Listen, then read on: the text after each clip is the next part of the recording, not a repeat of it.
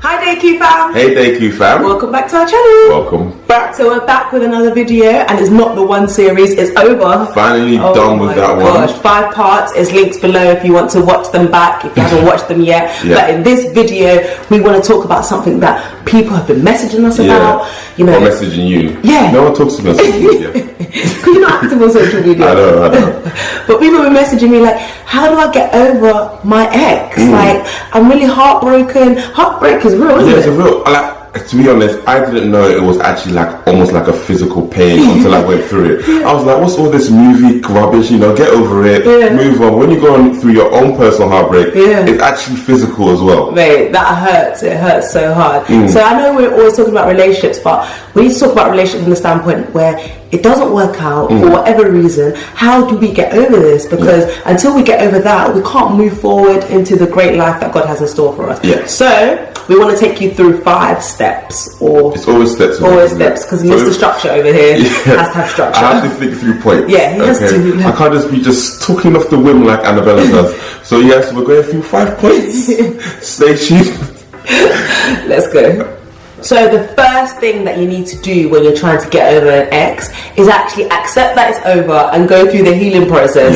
I know it sounds basic, but a lot of us actually forget to do that. We're just like on to the next, or you know, go straight into work, or don't even cry. Like, mate, I need to cry. I need to go through that process. See, the thing is with this whole emotion thing, I don't understand it. And sometimes I really struggle with like processing my emotions. See, It's a male thing, isn't it? Maybe. But you see, when I broke up with my ex, I was like, I'm okay. I'm done, relationship done, move on to the next one. You know, just keep going. And I didn't actually take time to actually process what was going on. So I was really confused. I would be thinking about my ex, didn't really know what to do with it. It wasn't until I admitted to myself that I'm actually not okay right now that I actually started to heal from the situation. It's okay to take time out. It's okay to say to your friends and family, actually, I'm not okay, and I just need to go through this process of losing someone to a certain extent. And sometimes we just don't want to go through that. We think, oh, the more we have going on, the quicker it will be for us to get over things, like getting caught up in busyness. But the thing is, that experience will always come back at you. If you don't deal with it properly. Because the thing is, it's okay to be weak, and let's actually throw it towards God and allow Him to do whatever He does in the supernatural. Because when we come before God with our weakness, that's when His strength is made perfect through our weakness.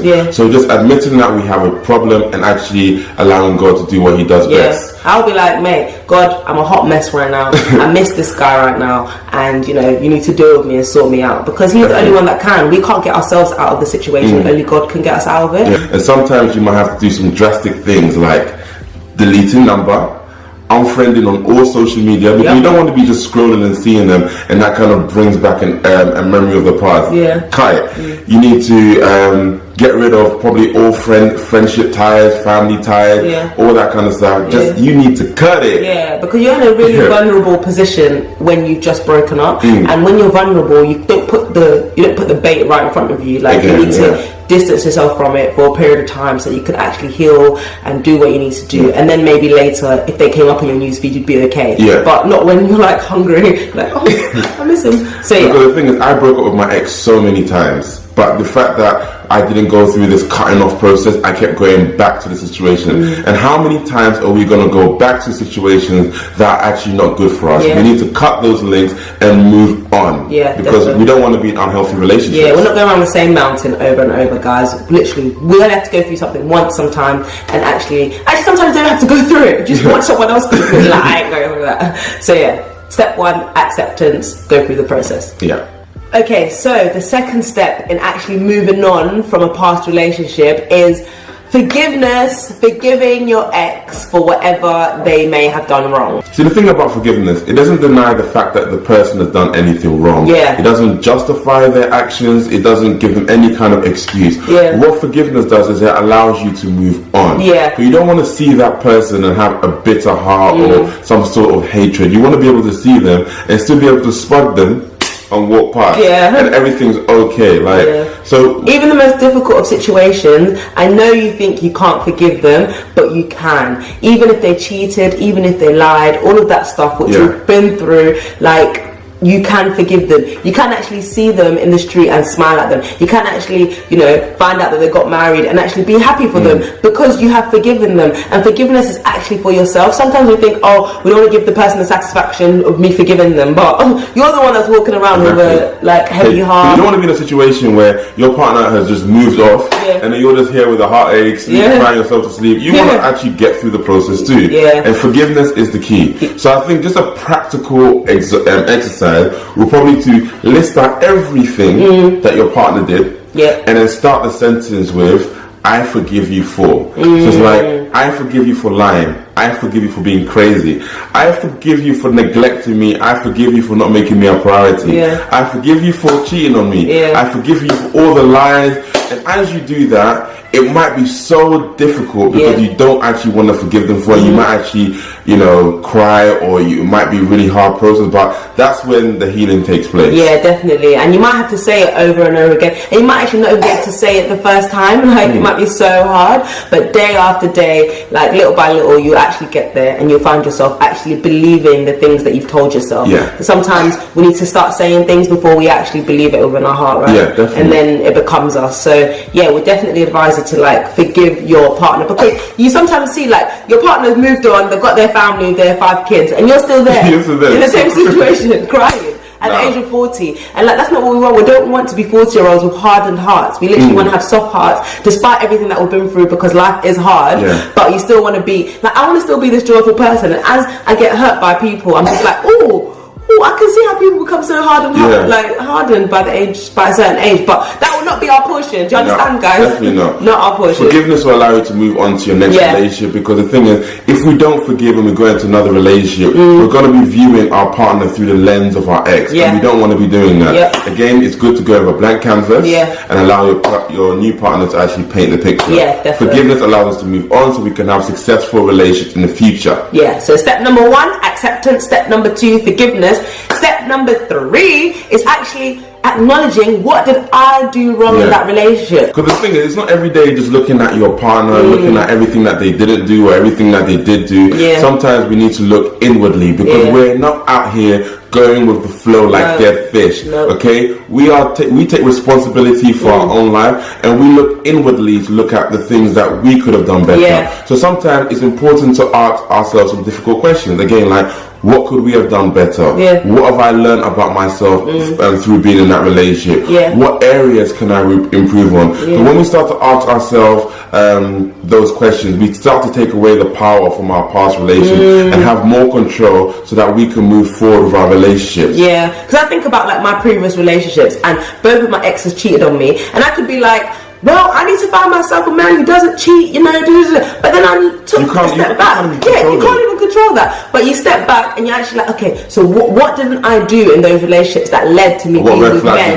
Did I not see? What red flags did I not see? And then that's why I took time, 6 months, to actually qualify Gabes, because I was just like, in my previous relationships, I just got in there really quickly. They liked me, and I was like, oh yeah, you'll do, sort of thing. And I didn't take time to actually get to know their character. So that's what I took from those relationships. I could easily have said, no, I didn't do anything wrong, it's not my fault they cheated, which it wasn't. But what could I change about the way that I did things before? And for me, it was qualifying relationships. So you need to look back at your relationships and be like, okay, so what have I been doing in these last relationships that has led to having this sort of outcome? What could I do differently? Because we can't keep going around the same mountain, 5 guys, 5 different situations, and saying, oh, but it was his fault, because all guys are messes and this and that. If we don't learn from the process and we go into different relationships, it's funny how someone can attract the same partner. You're going through 5 different people, same circumstances, like what's going on, when the common denominator is you.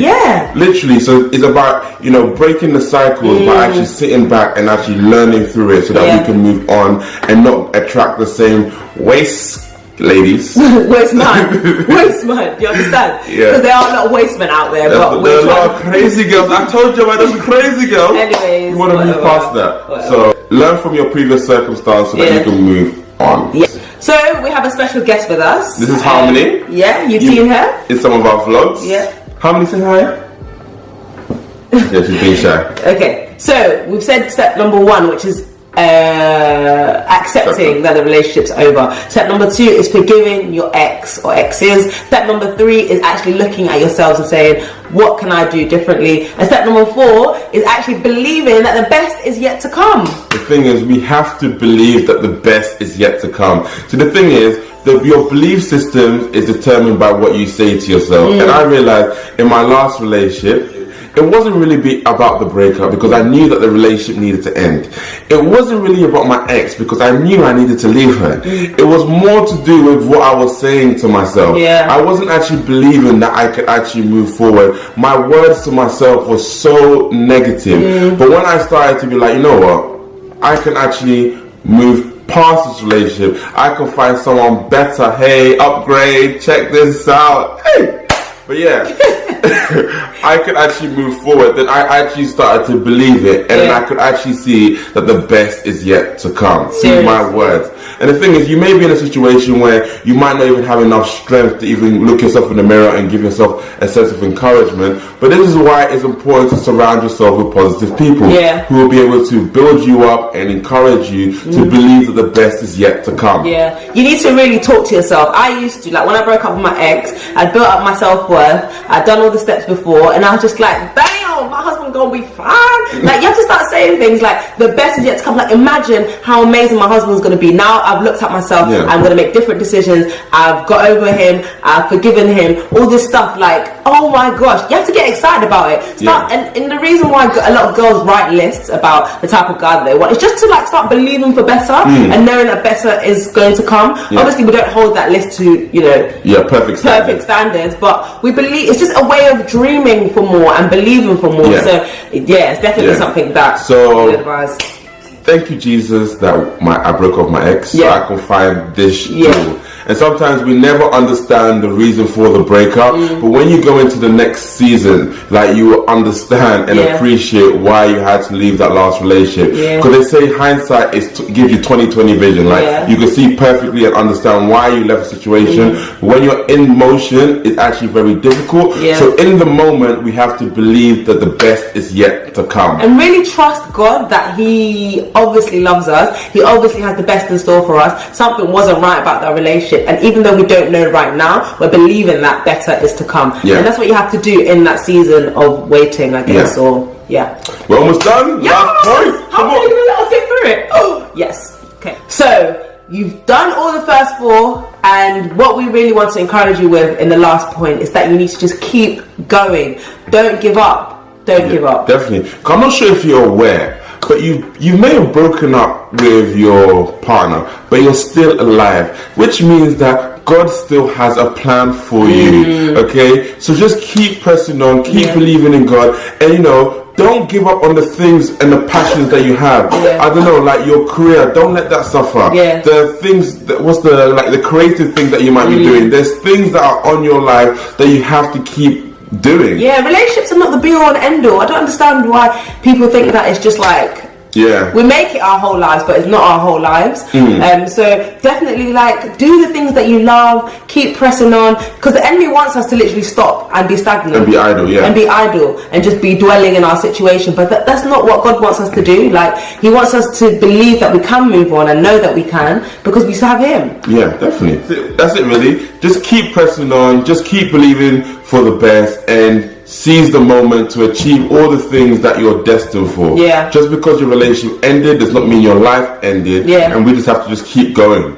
Life happens and situations happen, but we can move forward. Especially if you have the right people around you. You know that you've got God by your side. Like, all this stuff, like, you can learn so much from the situation. Your future is going to be so much better than your past. Like, oh my gosh, there's so much to look forward to. And we just wanted to do this video to encourage you that, like, mate, there's more to come. The best is yet to come. Bye, guys. Thanks for watching. Like, comment, subscribe. Do you want to say it, Harmony? She's proper stropping right now. This is just showing us that it's not that time, you know. Parenting is not easy. Not easy, guys. It's not easy. So we just want to give a shout out to all the parents out there. We love you, mommy. You know, love you, mom. Love you, mommies and daddies. We love ya. And to all the single parents out there, massive thumbs up. Okay, it's not easy. Annabella and I are here doing like kind of tag team, or how we're gonna, you know, corner her, put a nappy like this. and I couldn't imagine doing that by myself. So yeah, shout out to all you guys out there. But yeah, love you guys. Okay. Bye.